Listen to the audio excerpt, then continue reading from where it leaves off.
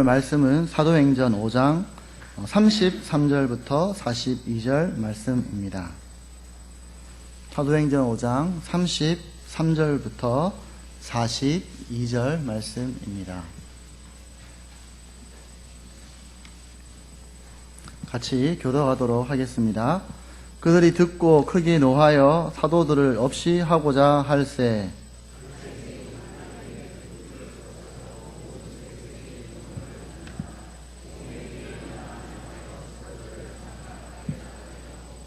말하되 이스라엘 사람들아 너희가 이 사람들에게 대하여 어떻게 하려는지 조심하라.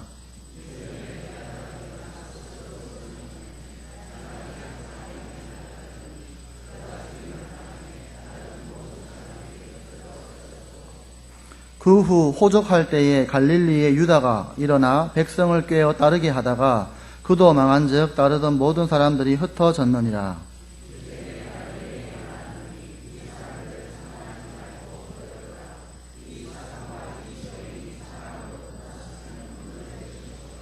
만일 하나님께로부터 났으면 너희가 그들을 무너뜨릴 수 없겠고 도리어 하나님을 대적하는 자가 될까 하노라 하니,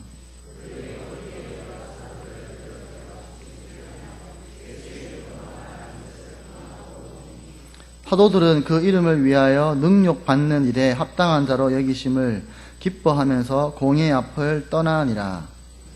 날마다 성전에 있든지 집에 있든지 예수는 그리스도라고 가르치기와 전도하기를 그치지 아니하니라. 아멘. 우리 좌우 옆 사람 같이 인사하겠습니다. 당신은 달덩이 같습니다.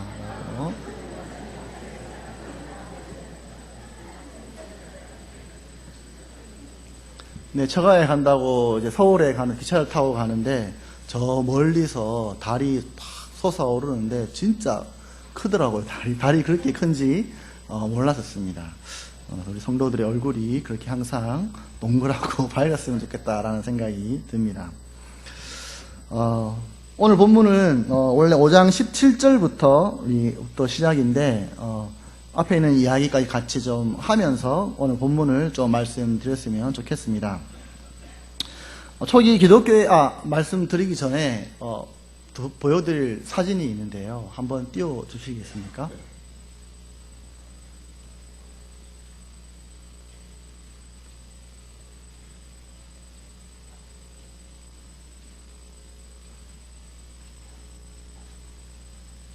네. 이게 무슨 사진이냐면, 기쁨의 소식인데, 저희들이 갔던 그 깔라신, 태국에 단기 선교 왔던 그 지역에 원래는 저희가 깔라신에 있는 교회입니다. 교회인데 원래 사람이 아무도 없었어요. 그냥 사역을 준비하고 있는 두 커플이 있었는데 저희들이 지나가고 난 다음에 아이들이 갑자기 이제 막 연락도 오고 또 이렇게 몰려오기 시작했다고 합니다. 그러면서 저기에 있는 사역자들이 너무 기쁘고 감사한 마음으로 페이스북에 막 올렸었는데 저는 보지 못했었는데 조 선교사님께서 이렇게 되었다라고 알려주셔가지고 그 사진을 받아서 이렇게 보여드리게 되었습니다. 저희들이 갈 때 진짜 교회에 든든한 중보기도의 힘과 또 능력을 참 많이 느낄 수가 있었는데 제가 설교를 한번 드렸지만 저희들은 너무 많이 깨어졌고 또 많이 힘들게 또 좀 좋지 않은 모습을 가지고 선교를 갔다 왔었는데 그럼에도 불구하고 하나님께서 우리를 사용하셔서 저렇게 많은 사람들을 교회로 인도하시는 것을 보고 너무나 감격이 되었습니다. 처음에 저 이야기를 딱 듣고 나서 저도 모르게 진짜야! 라고 이렇게 이야기를 이야기 했었는데 제가 이거를 보면서 드는 생각이 이게 하나님과 함께 일하는 것이 뭐다라는 것이 좀 이렇게 약간 교만하게 들지 모르겠지만 체득이 되어졌다라는 느낌이 드는 것 같아요. 우리는 이렇게 연약하지만 우리와 함께 하시는 그 하나님께서 하나님의 계획하신 대로 일을 이루어 가시는구나라는 그 믿음이 너무 그 마음이 너무 이렇게 저한테 확신 있게 들었던 것 같습니다. 그러면서 모든 일을 할 때 진짜 기도와 간구를 놓치면 안 되겠다. 하나님의 임재를 구하지 않으면 안 되겠다라는 마음이 참 많이 들었던 것 같습니다. 다시 한번 진짜 우리가 가 있는 동안 기도로 또 물질로 많이 후원해 주시고 함께 해주신 모든 성도님께 감사를 좀 드립니다.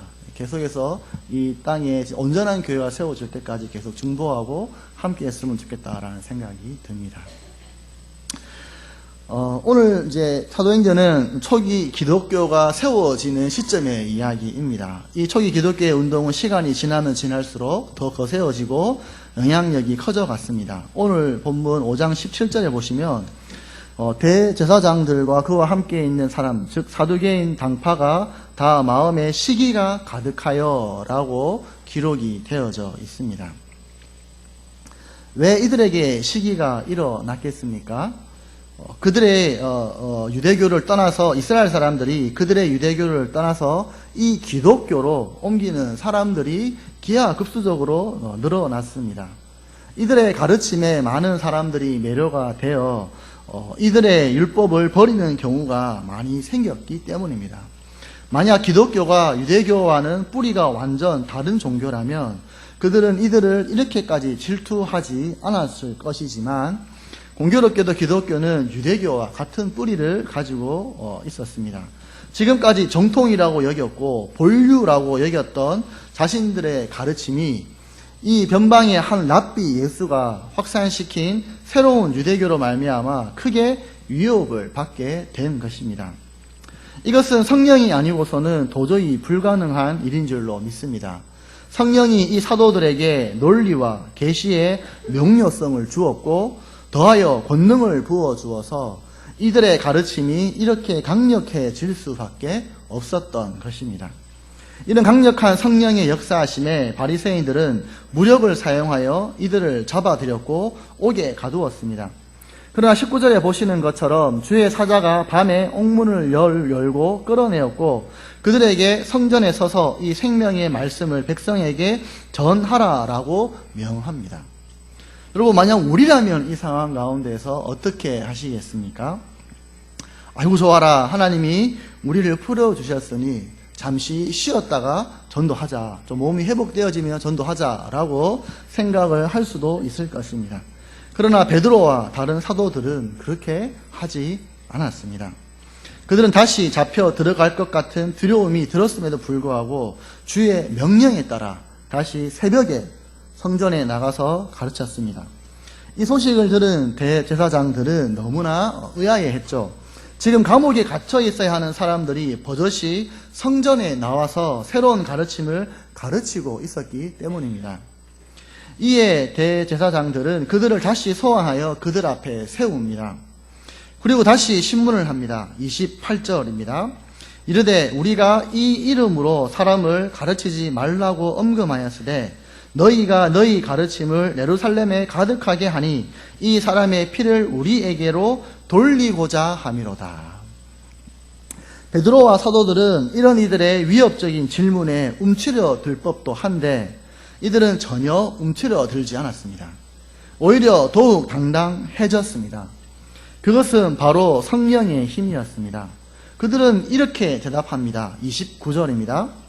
하나님께 순종하는 것이 마땅하니라. 너희가 나무에 달아 죽인 예수를 우리 조상의 하나님이 살리시고 이스라엘에게 회개함과 제사함을 주시려고 그를 오른손으로 높이사 임금과 구주로 삼으셨느니라. 우리는 이 일의 증인이요 하나님이 자기에게 주신 성령도 그러하니라 하고 당당하게 이야기하고 있습니다. 여기서 우리가 알 수 있는 첫 번째 메시지는 예수님을 증언하는 일은 하나님의 명령이며 하나님의 뜻이다라는 것입니다.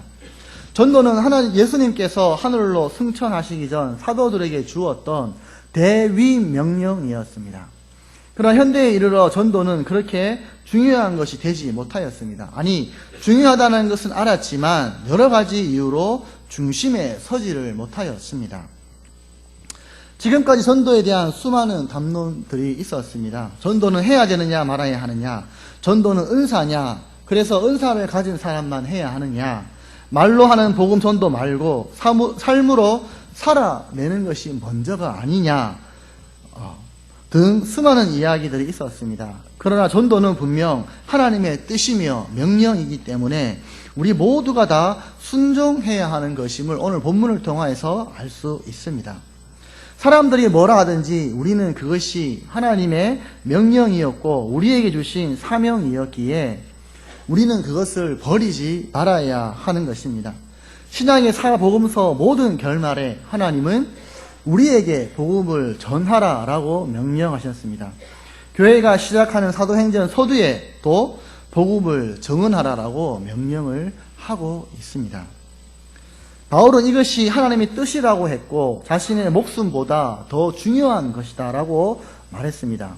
그리고 하나님의 계획이라고 말했고 자신의 존재하는 이유가 바로 복음 전도라고 분명하게 못 박아 이야기하고 있습니다. 그리스도께서 나를 보내심은 세례를 베풀게 하려 하심이 아니요 오직 복음을 전하게 하려 하심이니 이것이 바울의 고백이었습니다.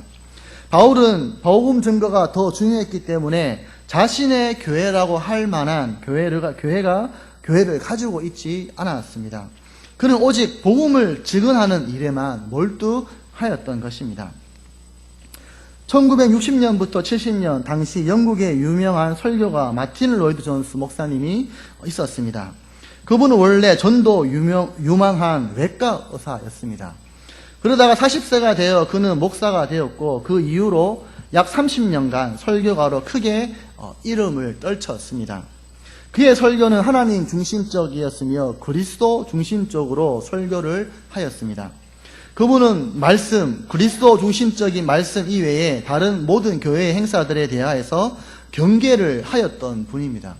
유명인의 신앙 간증을 듣는 것을 믿는 자들의 오락이라고 치부했고 신자들의 구미에 맞는 설교를 종교 서비스라고 질타하기도 했습니다. 그분은 오직 그리스도만을 증거하는 설교를 통해 오직 하나님의 영광을 드러내는 일에 그분의 일생을 다 바쳤습니다. 그래서 마틴 로이드 존스 목사님의 설교는 반복이 되어지는 것이 특징이라고 합니다. 그분은 목사들의 목사, 박사들의 목사라고 할 정도로 높은 지식과 영성을 소유한 분이었습니다. 근데 이 마틴 로이드 존스 목사님이 돌아가시고 나서 한 신문사에서 그 부인에게 인터뷰를 했는데 그 부인에게 목사님은 어떤 분이셨습니까? 라고 물으니 그 부인이 뭐라고 대답했냐면 목사님은 복음을 전하는 전도자였습니다. 라고 이야기를 했다라는 것입니다. 마틴 로이드 존스 목사님은 복음을 증거하고 전하는 일을 매일 정규적으로 하였고 복음 전하는 일을 가장 중요하게 여겼다라고 그의 부인이 인터뷰를 했습니다. 설교를 준비하고 나누는 일보다 그분에게 복음 전도는 훨씬 더 중요한 것이었고 일상 그 자체였다라는 것입니다. 그렇습니다. 복음 전도는 모든 사람에게 주어지는 하나님의 명령이기 때문에 우리는 복음 전하는 일을 멈추어서는 안 되는 줄로 믿습니다. 이 시대가 복음 전하기 어렵다, 새로운 복음 전도법이 필요하다라고 말하지만 사실 복음을 전하는 일은 늘 어려웠다라는 것을 우리는 늘 기억해야 합니다. 사람들의 말이 아니라 하나님의 명령임을 우리는 기억하고 그 명령을 우리의 마음으로 끌어내리는 작업이 필요할 줄로 믿습니다. 그리하여 모든 성도들이 복음을 전하는 전도자가 되기를 정말 주님의 이름으로 축복합니다. 오늘 본문 29절에 보시면 사도들의 당당한 답변에 대제사장들과 그 무리들은 크게 분노하였습니다. 이 분노는 그런 것이었습니다. 사도들의 말에 더 이상 대답할 논리가 없었기 때문에 오는 분노였습니다. 그리고 그들의 행동과 말이 일치하기 때문에 그들은 더 이상 논쟁을 지속할 수가 없었습니다. 그들은 그런 무력감을 화로 표출한 것이었습니다. 그런데 하나님께서는 이 화를 잠재울 한 사람을 정말 뜻밖의 한 사람을 통해서 이루어 가시는 것을 오늘 본문을 통해 볼 수 있습니다. 그 사람은 바로 가말리엘이라는 바리새인이었습니다. 그는 이 광경을 지켜보고 있었습니다. 그는 사도들이 가진 당당함과 증언의 탄탄함에 적잖이 감동을 받았던 것으로 보입니다. 가말리엘은 사도들을 밖으로 다 내보내고 난 뒤 회중들에게 이렇게 얘기를 합니다. 제가 세번역으로 읽어드리겠습니다. 이스라엘 동포 여러분은 이 사람들을 어떻게 다룰지 조심하십시오.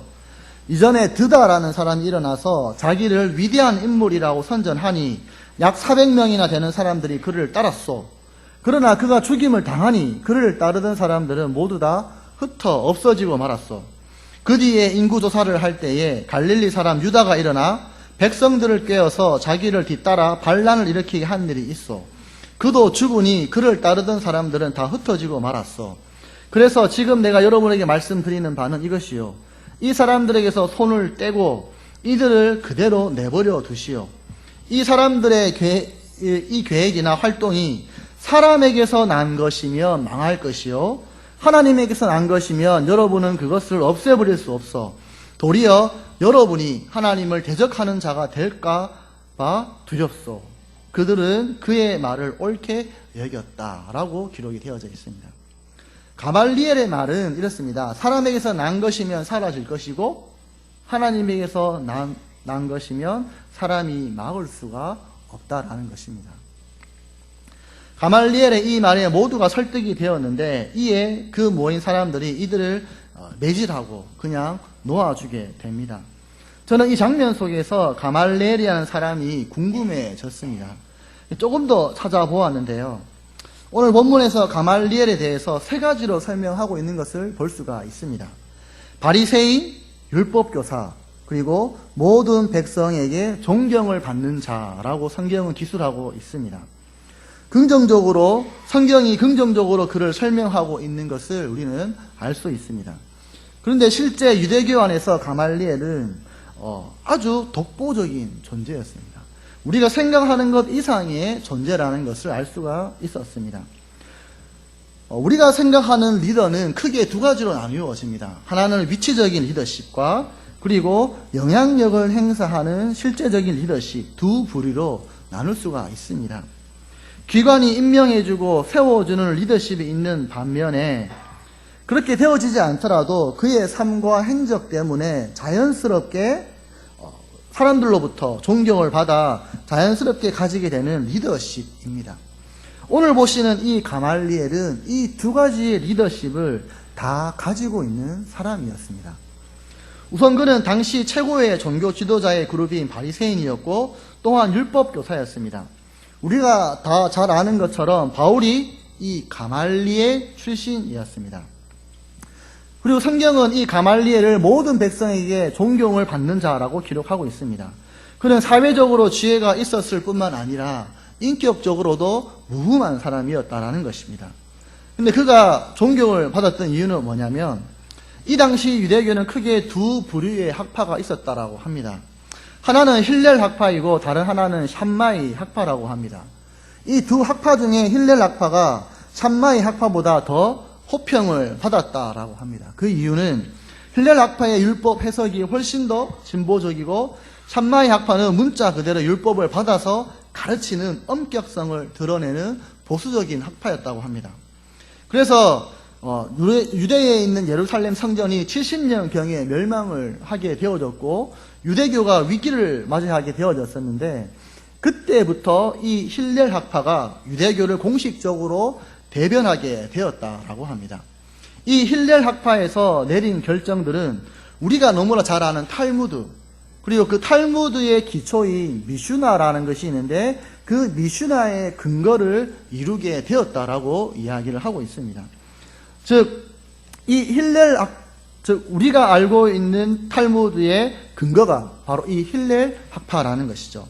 근데 이 힐렐 학파의 창시자는 힐렐인데 오늘 본문에 나오는 가말리엘은 이 힐렐의 손자입니다. 어떤 문서에서는 아들이라고 하는 것도 있는데 일반적으로는 손자로 알려져 있는 것 같습니다. 그런데 탈무드를 형성하게 될 만큼 영향력이 있었던 이 힐렐의 영향력은 이 가말리엘 때부터 생긴 것이다 라고 이야기를 합니다. 랍비들의 교육은 철저하게 구전 교육이었습니다. 그들이 가지고 있는 율법을 질문과 답변을 하는 방식으로 문제를 찾아갔죠. 우리가 아는 하브루타식의 교육 방법입니다. 그들은 기본적으로 율법을 다 암송할 뿐만 아니라 그 암송한 것을 가지고 랍비에게 질문을 하고 그 질문에 대하여 스스로 답하거나 랍비가 답을 해주기도 했습니다. 유대교 경전 아보트라는 것이 있는데 거기에 보면 이런 말이 있습니다. 누구든 배운 것 중에서 단 하나라도 잊어버리는 것은 성경에 의하면 자기의 생명의 값을 치러야 할 책임을 지게 된 것과 똑같다. 그들에게 이 구전, 암송은 아주 중요했을 뿐만 아니라 그 암송한 것을 기초로 해서 새로운 법을 만들어가는 일들을 이 힐렐 학파가 담당했다라는 것입니다. 사도행전 22장 3절에 보시면 바울이 하는 고백인데, 나는 유대인으로 길리기아 다소에서 났고 이 성에서 자라 가말리엘의 문화에서 우리 조상들의 율법의 엄한 교훈을 받았고 오늘 너희 모든 사람처럼 하나님께 대하여 열심히 있는 자라 라는 구절이 있습니다. 바울이 로마에 있는 이스라엘 백성들 앞에서 한 말인데, 여기서 가말리엘의 문화라는 말은 가말리엘의 발치 아래서라는 뜻입니다. 예수님의 제자들이 예수님의 발치에 앉아 가르침을 받았던 것처럼 바울은 이 가말리엘의 발치에 앉아 가르침을 받았던 것입니다. 바울은 이러한 가르침으로 말미암아 가말리엘의 학품을 그대로 이어받은 사람인데, 이 가말리엘의 학파는 아까 말씀드렸지만 힐렐 학파는 아주 자유로운 학풍을 가지고 있었습니다. 가말리엘은 일반적으로 종교적인 적법한 결정을 내릴 때에 좀 더 관대하고 진보적인 태도로 나타낸 것으로 유명하였습니다. 예를 들면 그는 여성을 배려하는 법을 많이 만들었습니다. 남편이 죽게 되어질 경우에는 그 여자에게 재혼을 허용하는 법을 이 가말리엘이 만들었다고 합니다. 그리고 이혼당할 위기에 있는 여자를 보호하기 위하여서 이혼 정서 발급에 수많은 규정을 삽입해 놓아서 여성들을 보호하는 법을 만들었던 사람도 이 가말리엘이라고 합니다. 이 가말리엘은 무척 공평하고 독실한 인물이었고 역사적인 상황에도 뛰어난 식견을 가지고 있는 인물이었습니다. 사내들인 공의에서도 세력을 가지고 있었고 모든 백성들로부터 존경을 받고 있는 인물이 바로 가말리엘이었습니다. 그래서 그가 죽었을 때에 사람들이 그를 어떻게 평가했냐면 율법의 영광이 떠났고 깨끗함과 거룩함이 죽었다라고 이렇게 표현할 정도로 가말리엘은 아주 대단한 사람이었습니다. 그는 율법에 대하여서 포용력 있는 해석을 하였으며 이를 통해 자유주의적인 바리새이주의를 세우는데 기초를 닦았다라고 기록들은 이야기를 하고 있습니다. 우리가 보통 율법 교사를 랍비라고 하지 않습니까? 근데 라반이라는 말이 있습니다. 근데 이 라반이라는 말은 랍비 중에서 랍비라는 말인데 총 7명의 바리새인들에게만 붙여졌던 호칭이었습니다. 근데 그 처음이 바로 이 가말리엘이었다라는 것입니다. 이 가말리엘의 이야기를 듣고 우리가 알 수 있는 그의 신앙관을 한번 살펴보면 가말리엘은 그의 믿음과 신앙이 현실의 삶과 깊은 연관을 맺어 있다는 것을 알 수가 있습니다. 그는 율법을 지키는 데만 집중하는 것이 아니라 그 율법이 현실의 삶 속에서 적용이 될 수 있게 하는 것에 대해서 더 깊은 관심을 가지고 있었습니다. 여성을 대하는 그의 태도를 봐도 알 수 있습니다. 즉 그는 현실 속의 여성의 위치를 생각하며 자신이 생각하는 하나님의 법과 어울리지 않는다고 생각을 했고 그것을 현실의 삶에 적용하는 법에 대하여서 그는 생각하고 고민했던 것이죠.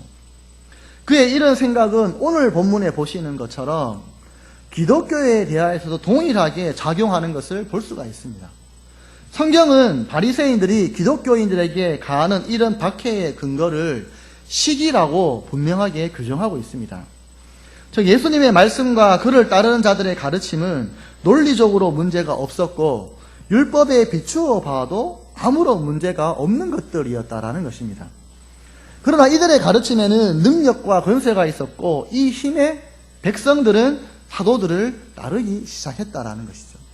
가말리엘은 이런 기독교의 가르침을 정확하게 이해하고 있었고 이들의 가르침이 정말 하나님으로부터 나온 것일 수 있다라는 생각을 가지고 있었던 것이죠.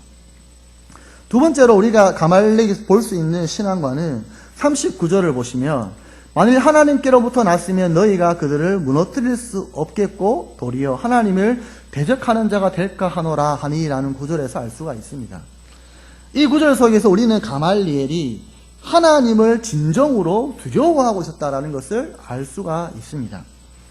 이들의 말이 끝까지 없어지지 않고 영향력을 미치게 되면 그것은 하나님이 역사하는 것이고 그들이 계속 이들을 방해하면 이것은 하나님을 대적하는 것이 된다라는 논증을 하고 있는 것이죠. 가말리엘은 자신이 하나님의 일을 방해하는 자가 될 수 있다라는 가능성을 열어두고 있었다라는 것입니다. 가말리엘은 자신의 최대의 권위를 율법이 아니라 하나님께 두고 있었던 것이죠. 우리는 여기서 사도들과 가말리엘의 공통점을 찾을 수가 있습니다. 그것은 두 부류 다 하나님을 두려워하는 자들, 경외하는 자들이었다라는 것입니다. 사도들도 사람보다 하나님을 더 두려워하여 사람들이 그들에게 어떻게 박해를 하더라도 복음 전하기를 멈추지 않았고, 가말리엘도 하나님을 더 두려워하여 바리새인 중 당대 최고의 석학이었음에도 불구하고 기독교를 옹호하는 발언을 할 수밖에 없었다라는 것입니다. 여러분, 우리가 두려워해야 할 대상은 오직 하나님임을 우리는 기억해야 될 줄로 믿습니다. 세상이 두려워 우리가 전해야 하고 증언해야 하는 복음을 전하지 못한다면 우리는 복음을 가로막는 자가 될 수 있다는 것입니다. 오늘 본문의 마지막은 이렇게 증언하고 있습니다. 40절입니다. 그리하여 그들은 사도들을 불러다가 때린 뒤에 예수의 이름으로 말하지 말라고 명령하고서 놓아주었다. 사도들은 예수의 이름 때문에 모욕을 당할 수 있는 자격을 얻게 된 것을 기뻐하면서 공회에서 물러나왔다. 그들은 날마다 성전에서 그리고 이 집 저 집에서 쉬지 않고 가르치고 예수가 그리스도임을 전하였다. 우리들 앞에 복음을 증거하는데 걸림돌이 되는 것들은 무엇이며 걸림돌이 되는 사회로부터 들려오는 말들은, 메시지들은 무엇입니까? 이 모든 것들은 하나님의 권위 앞에 다 불살라 질 것들임을 우리는 기억하고 오직 하나님 한 분만을 두려워해야 될 줄로 믿습니다. 29절에 보면 하나님께 순종하는 것이 마땅하니라 라는 사도의 말과 39절에 만일 하나님께로부터 났으면 너희가 그들을 무너뜨릴 수 없겠고 도리어 하나님을 대적하는 자가 될까 하노라 하는 가말리엘의 음성에 우리는 귀를 기울일 필요가 있습니다. 이것이 하나님의 뜻이거든 무너지지 않을 것이고 만일 사람의 뜻이거든 무너질 것입니다. 우리 기독교가 이 세상 가운데 진리이고 그 진리이신 예수를 증언하는 일이 맞다면 결국 하나님을 두려워하여 순종하는 그 순종으로 우리가 맞다라는 것이 증명이 되어질 거라는 것입니다. 디모데후서 4장 2절에 보시면 너는 말씀을 전파하라. 때를 얻든지 못 얻든지 항상 힘쓰라. 범사에 오래 참음과 가르침으로 경책하며 경계하라. 여기 계신 모든 성도 여러분들 정말 전도하기를 멈추지 않기를 주님의 이름으로 축복합니다. 같이 기도드리겠습니다.